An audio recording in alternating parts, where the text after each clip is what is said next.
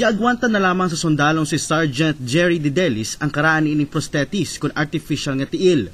Tungod sa kadugayon, gabuk na og dili na usab igo sa iyang sukod ang prosthesis.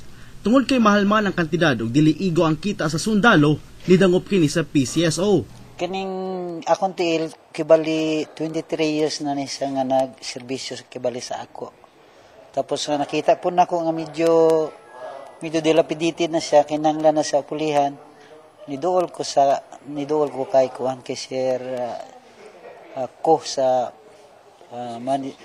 PCSO. Wala pakyasa sa PCSO ang hangyo ni Sergeant Didelis.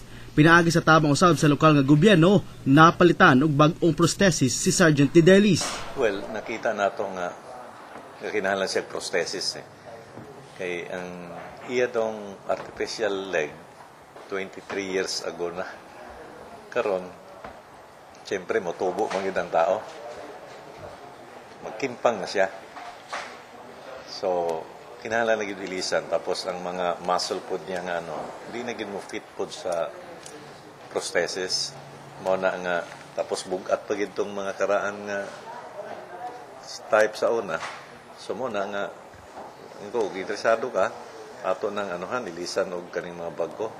Ang pinakamahal siguro maabot mga 100,000. Kini karon is almost 30,000.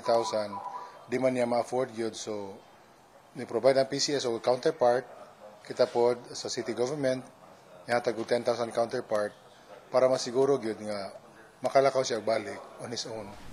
Tuwig 1988, naigo sa bala sa M16 ang tuong nga tiil ni Sergeant Didelis samtang nakaengkwentro sa tropa niini ang rebelding NPA sa Paquibato, Davao City.